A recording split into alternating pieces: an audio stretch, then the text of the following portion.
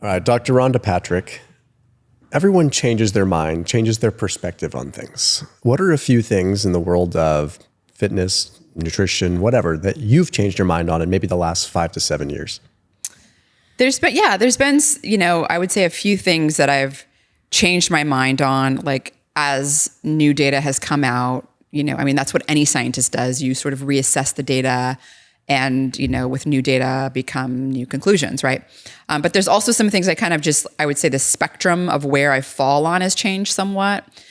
Probably one of the biggest things I've changed my mind on over the past few years is my stance on meal skipping a meal. And somehow this has become synonymous with intermittent fasting. Like people, when they think about intermittent fasting, they think about skipping meal. And that's not intermittent fasting, so to speak, right? I mean, intermittent fasting is really, there's different types of it, and it has to do with like having a period of time without having food intake. But when I say specifically meal skipping, I think mostly it's skipping breakfast. And I think that's actually what a lot of people do end up doing when they are quote unquote trying to practice intermittent fasting. And so why I've changed my mind, I used to often skip breakfast myself. And I think as new data has come out and as I've talked to a lot of experts on muscle protein synthesis and like Stu Phillips, for example, Brad Schoenfeld, I've come to this conclusion that, not getting enough protein in that really important meal after you've been fasting all night. We don't store amino acids. We don't store them like we do. We store glycogen for glucose. We store fat in, adipose tissue, triglycerides. We don't store amino acids. We need a constant source of it. And when we don't get amino acids, we start to experience muscle breakdown. And so it's always a balance between muscle protein synthesis and breakdown, right? And there's two signals for muscle protein synthesis. Protein intake, specifically, has to do with essential amino acids like leucine being a major one.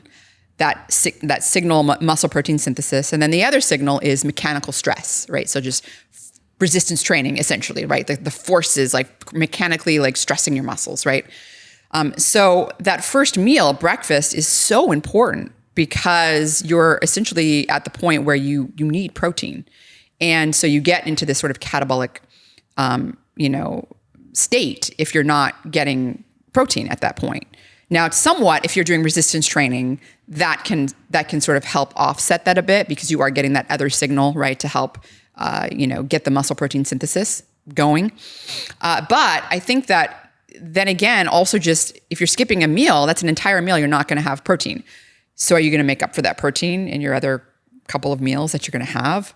I was not doing that. I was not. And I was of the opinion that, I was getting enough protein. And that's kind of another, I think, area I've changed my mind on as well. But the meal skipping part, I think, is the big thing that was a big eye opener for me because there had been some studies where, intermittent fasting had led to a little bit of, muscle atrophy. And these were not people that were doing resistance training, by the way. There's other studies that have shown doing like intermittent fasting in combination with resistance training. Like one in females comes off the top of my head. I remember the study on that. Blunted some of that muscle atrophy effect. In other words, they could still, skip a meal, but like they weren't going to get that atrophy as much. So I think the meal skipping is one of the biggest things. And people go, well, is that time restricted eating? Do you not like time restricted eating? No, I do think time restricted eating is very important. So time restricted eating being eating all your food within a certain time window and then having a certain window, a period of time where you're not eating, you're not digesting, you're not in that state. And I still think there's a lot of evidence that eating within a time window is important metabolically. So we are very insulin sensitive earlier in the day. As the day goes on and we get towards like when we're producing melatonin nighttime, we become less insulin sensitive. Like black and white studies on that, like people given the same exact calories, the same exact macronutrients, the same meals at different times in the day, their insulin response, their blood glucose levels, much, much better. Everything metabolically better during the day, early morning versus evening. Same meal, right? So you're more insulin resistant later in the evening, right? So you don't want to be eating your meal at like 10 o'clock at night necessarily, right? But also, you need a period of fasting to digest. You need a period of fasting to repair. You don't want to be digesting. Because just like when you sleep, your brain, you're not thinking, we're not like firing a bunch of neurons and, cognition, it's not like happening. You're resting, your brain needs to rest. Like if you never rested, if you never slept, like you'd be a mess, like you couldn't think. Well, digestion is the same way. When you're digesting your food, like all your organs are working. Like this isn't repair mode. You're not in repair mode. So you need a period of time when you are not digesting, and that is when repair for your DNA happens. So like DNA repair is happening when you're in a fasted mode. This mostly happens during sleep. You're repairing the damage to your DNA. This is when things like autophagy happen, right? Like this clearing out other gunk and stuff inside your cells. So different repair processes happen during a fasted state. And so I think that is important to have that still. So time restricted eating I still think is beneficial, but I don't know. People have like taken time restricted eating and said, oh, I'm going to skip a meal. And then I'm going to, I have my time window shorter of eating because I skipped that meal. I'm like extending my fasting part. I don't think that's the right way to look at it. I think that is the wrong way to look at it because you're then skipping that whole protein bolus that you're going to get to make sure you're stimulating muscle protein synthesis and not becoming catabolic, right? And so I think that plus then maybe sometimes you're shifting your meals a little bit later. And again, and even to sleep better, like it's better to not eat like 3 hours or so before you're actually going to bed because it's, even if you have your last bite at like, let's say 6 p.m. or 7 p.m., it's like 3 to 5 hours of like all the digestion, all that stuff. Like, so you don't even really start the fasting clock until like 3 to 5 hours after that last bite. Yep.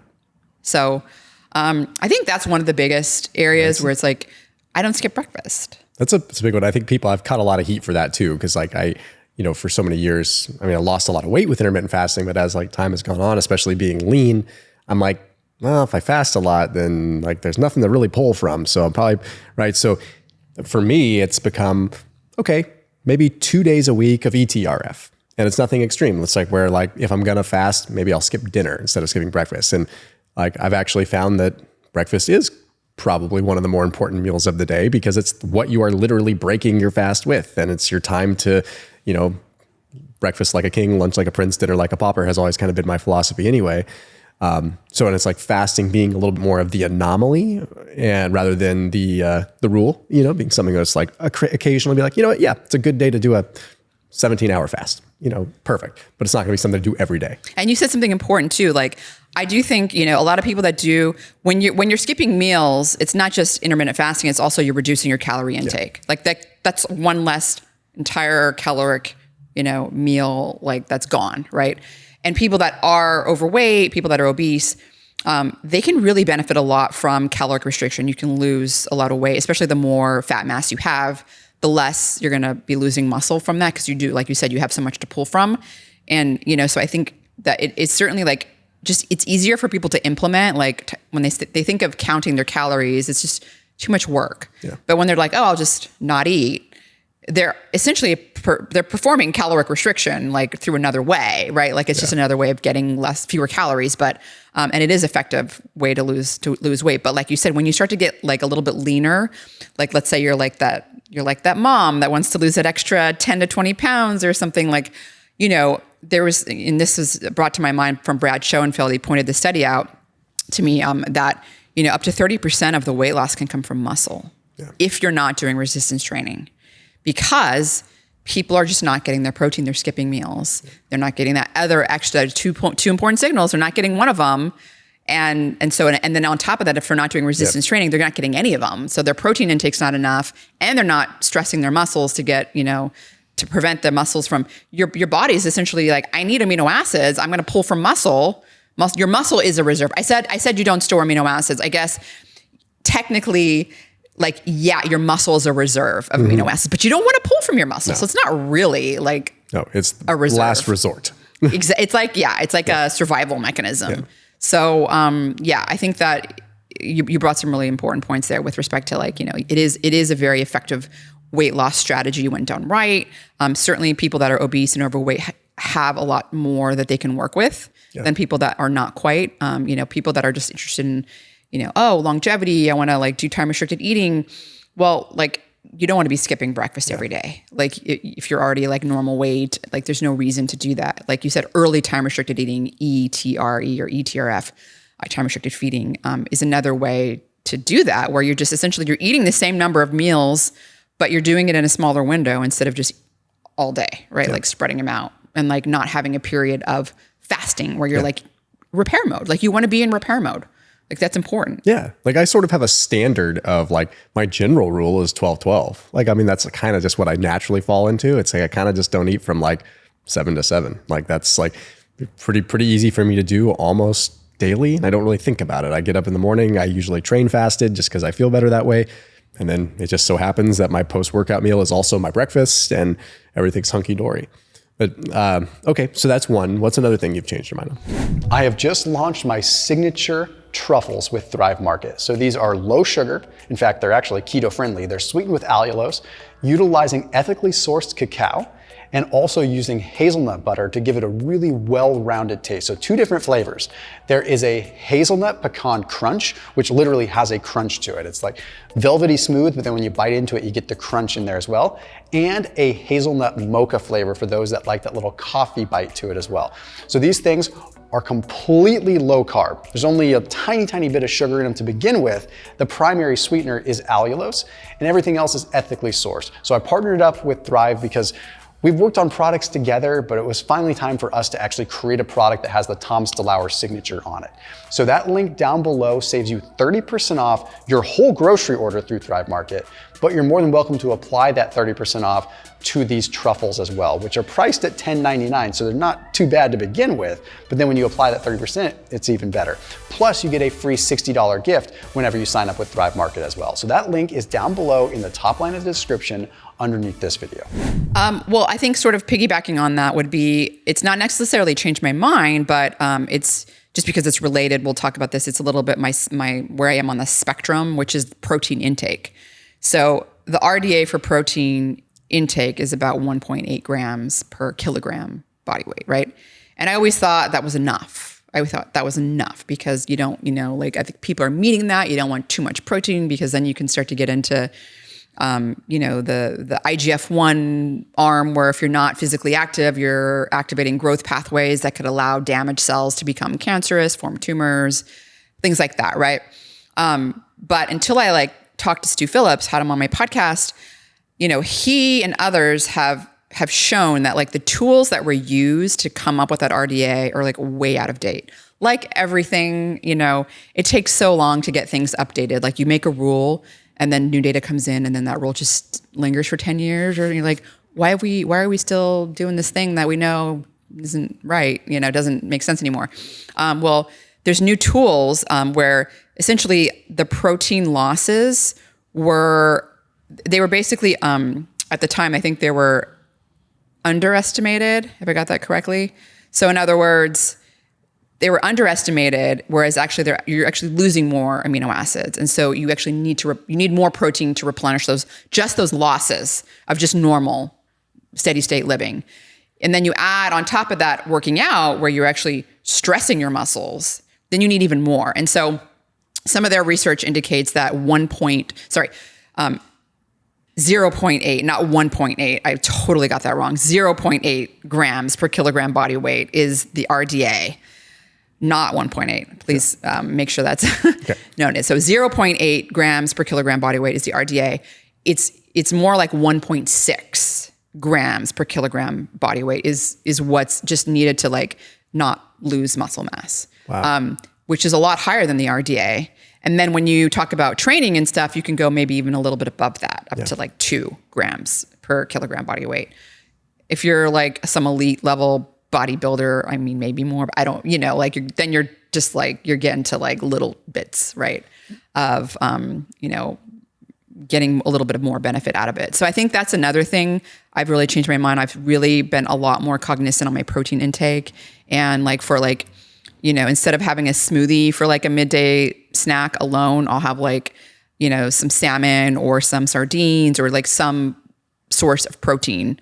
Oftentimes it ends up being fish, but leftovers as my snack. So it's okay, because I do end up working out a lot, even if I'm only doing like a quick 20-minute hit or something. Like I'm doing something each day.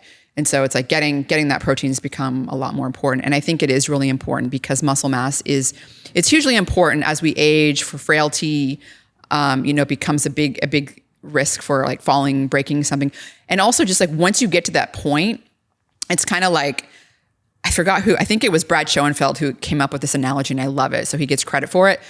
But it's kind of like a retirement fund, right? So like you want to put in what you can earlier in life to build that muscle mass, because once you reach a certain age, like when you get to 50, it becomes harder to gain muscle mass. I mean, strength, you can still pull that lever a bit if you work at it, but like it's not as easy to gain muscle mass, and you're pulling from it a lot more. And so you want to build that reserve up before you get to that point so that you have more to work with, right? Just like a retirement fund, like you want to contribute, because once you start to like get to the age where you can't work anymore, you want to retire, like that's your funds. Like you have what you have, and then you're going to be pulling from it, right? As a woman as well, it's like bone mass is also into that whole factor where you want to buy in earlier. You want to build your bone mass, build your muscle mass, because once you start to hit your 50 and you get to 60, really, then, it just kind of gets worse and worse where you're going to be pulling from that. So you want to really focus on muscle mass because of this, what I would say Stu Phillips has sort of coined as what's called it's like the disability threshold. So, a lot of animal studies that have been done on this protein stuff. And I bought into this as a scientist. I did research in the aging field for a long time, very familiar with the researchers and all the studies out there doing studies on how low protein intake can extend lifespan in rodents. It can extend health span, what's called health span. So they're less likely to get cardiovascular disease and, cancer and things like that. But you have to realize that animals are in a sterile environment. Like these they're not being exposed to influenza and, and all the respiratory diseases and everything out there, right? They're not, it's not like a human who's like 70 or 80 where you got like something that gets you in the hospital and you're then, bedridden for a couple of weeks. You lose enormous amounts of muscle mass that you'll never gain back. And I've seen it like personally from my own family member. And I know a lot of people have seen this where it's like a family member's older, they go in for a surgery or they go in for like they're in the hospital because they're like really sick, and then they lose all this muscle mass, and then they just can't really walk as well as they used to. And it starts to go down this trajectory of exponential just down. And that's really where like the more muscle mass you have to start, you have to go and you're convalescing for a couple of weeks. You're not using your muscles. If you have more to pull from, and also it's easier to kind of gain back some of that strength too, then you're in so much better shape. And that's kind of for me where it was like, some of these animal studies aren't really that relevant because of that. Like there's that aspect of like, just being exposed to diseases that really get us in trouble, or even just a surgery, something that where you're not going to be moving around for a month. And when you're like 75, 80 years old, like that's really impactful on like your quality of life, and also on just your future trajectory of aging. So I think the protein intake then has become a little more important. Now, again, if you're not physically active, I don't know that you need to be like consuming massive protein bars and whey protein shakes and all that. Like you need to like lose your weight, and also just being physically active is important. Like you need to incorporate those amino acids into muscle. Yeah, absolutely. If you're not, then you are potentially activating growth pathways like IGF-1 that can allow damaged cells to not die when they otherwise would. Yeah, I think Dr. Don Layman, had mentioned that he estimates that about like 70 to 75% of it is the stimulus. Like get the stimulus first. That's like first and foremost, obviously. And he's coming out of a protein lab, right? So, I mean, he's definitely telling us that protein's important. And, these sentiments are definitely echoing things that he said. But he said, at the end of the day, like first and foremost, like if you don't have the stimulus, and then same, you look at the longevity research, it's like the longevity research that does incorporate stimulus shows otherwise, that protein is important. Whereas if you're not, again, looking at a rodent model study and you're looking at, methionine's an issue and all this and that, you're like, okay, yeah, when there's no stimulus and when there's no like additional taxation on the body. So I think there's context definitely needs to be had. Right. Not to mention these mice are largely like sedentary. Like if you put an exercise wheel on them, the only exercise wheels I've seen in little animal cages in a lot of these labs is when they're doing exercise studies.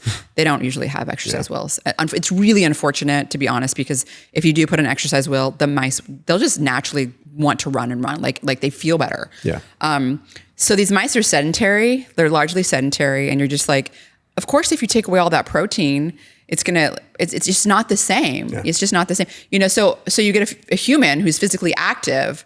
Do they need to be protein restricting? I don't think so. I think that's probably counterproductive. Yeah. So there's like mixed signals coming in from, because you have this science out there going, oh, protein restriction improves longevity, at least in rodents, and here's all these mechanisms. But then again, it's like, well, these are like sedentary mice that are, not being exposed to influenza. Yeah. I mean, it's like, I don't know. There's a lot of different factors here, right? Same. Yeah. All right. Next. Okay. So, another thing that I've changed my mind on, and this is actually very, very recent, is it's kind of interesting, but it's adding bananas to my smoothie. And well, I did stop adding bananas a long time ago, but like I've now really now have to avoid it. And I know you're looking at me like, please do tell. No, this is interesting. Yeah. Yeah. So smoothies, there's actually one of the reasons I like to make smoothies. Well, there's a couple of real important ones. So most of my smoothies, I get greens. So a big dose of like greens, a lot of times it's kale, ends up being kale. And then a lot of berries like blueberries. And blueberries have polyphenols in them. They have flavonoids. They have anthocyanins. All of these things have been shown to improve blood flow. And this is in human studies. Berries, giving people like even just berries, frozen extract of blueberries. It increases brain-derived neurotrophic factor, actually, these flavonoids. Brain-derived neurotrophic factor is essential for growing new neurons. That's, called neurogenesis. That's very important for cognition. It's important for staving off brain aging. And so I always feel really good after doing the berries. And so I love doing my smoothies. And so it used to be I would add a banana, I'd also get some potassium from that, but also just kind of make it a little creamier and stuff. Well, it turns out bananas have an enzyme in it called polyphenol oxidase, as the name implies. It actually degrades polyphenols. So it's counter, and this was a human study that came out recently, adding bananas to the berry smoothies, blueberries and stuff. Metabolites of polyphenols were significantly lower in plasma from people that had the smoothie with the banana added versus not with the banana.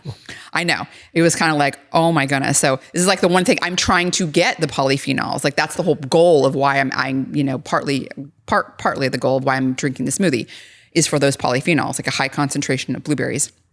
So the other foods that are high in it are collard greens and also like chard. And I used to add chard to my smoothies because Swiss chard is like a great source of magnesium. It's a great source of potassium, of lutein. I no longer add chard to my smoothies. And then beets are also high. So I don't add beets. I never really added, I didn't really ever add beets to my smoothie in the first place, but I did do bananas and chard. Interesting. None of the other foods that I've looked at have quantities that have been shown to even be relevant at all.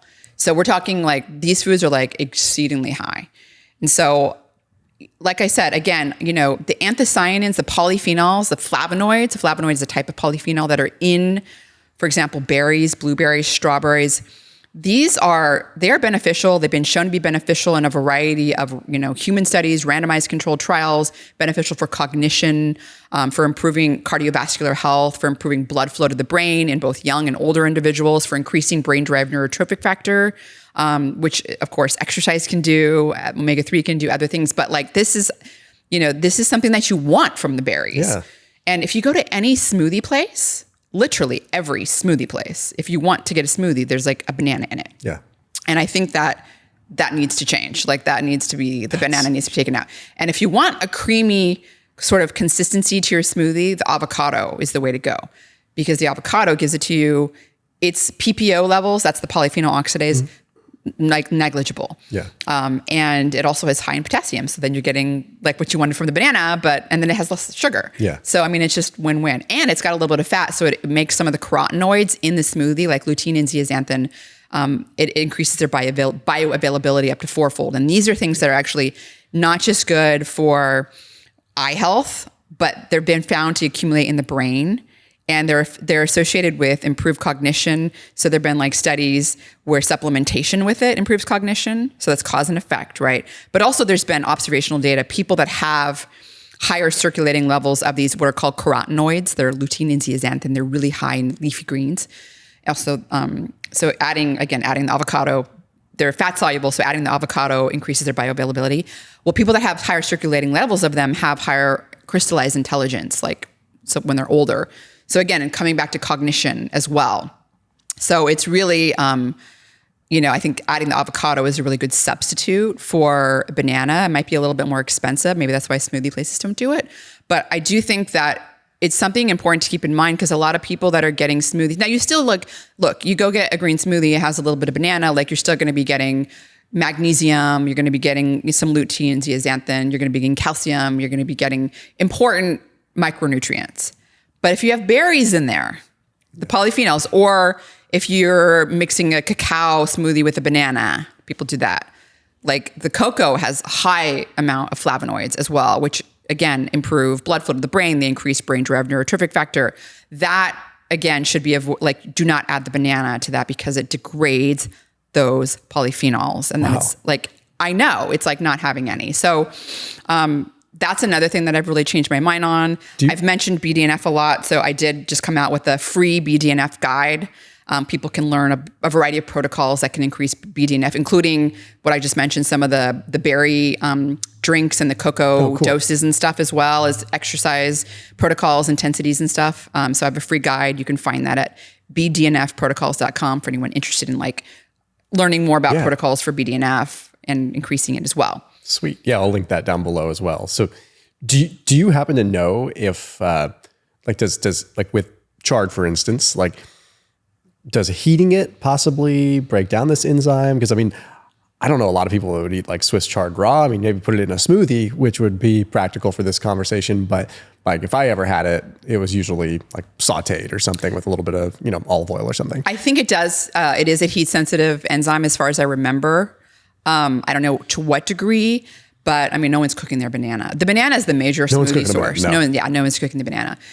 The chard, again, most people that are eating chard, and it's only a problem if you're if you're eating your chard and then drinking your cocoa flavanol drink, or you're eating your blueberry and you're trying to get the flavanol. They're trying to get those. So it's just inhibiting the absorption. It's not a lasting effect. It's degrading them. So it's essentially not. It's you have a big cup of blueberries that's high in polyphenols, and then you mix in the banana and it just chops up. It degrades the polyphenols as if they're not there. Yeah, because the polyphenols, in essence, they also act similarly to a prebiotic. They kind of are a prebiotic. So I'd imagine when you also degrade them, you're not getting any of the gut flora effect either, short chain fatty acid benefits or anything like that. Not necessarily. There's other components in berries like skin and stuff that are also fermented by the gut.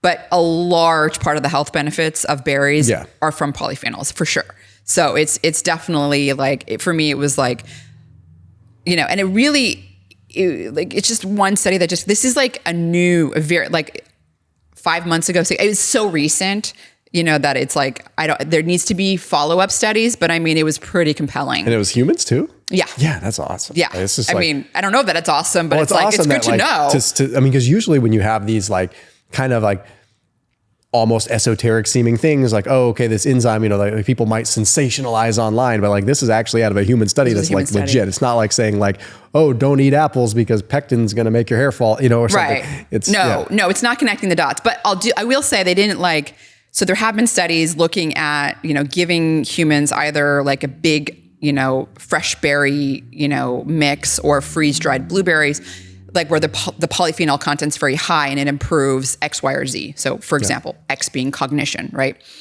The study didn't look at the endpoints that were functional, to say that, if you give them the blueberries plus the banana, the cognition benefits they usually get from the blueberries was gone. It didn't show that. It just showed the polyphenol levels. So there's certain metabolites that are measured in plasma after drinking a high, for example, berry mix, because there's a lot of polyphenols in berries.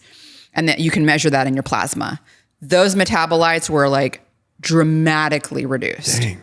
So biomarkers speaking, like speaking about biomarkers, yeah, the biomarkers of polyphenols that you would normally see in plasma were like really, really, really low. All right. Get your potassium from an avocado then. All right. Well, aside from bdnfprotocols.com, where can everyone find you? So I'm on YouTube. I have a YouTube channel called Found My Fitness where I have a podcast. I do videos. I also am on Apple Podcasts, on Spotify as well. And I have a website, foundmyfitness.com, lots of topic articles with references and links to our episodes and stuff. And then I'm on social media. Again, Found My Fitness, all one word, is the name. Or you can just search Rhonda Patrick. I'll come up as well. Perfect. Well, Dr. Patrick, I'm super grateful. Thank you. And as always, keep it locked in. I'll see you soon.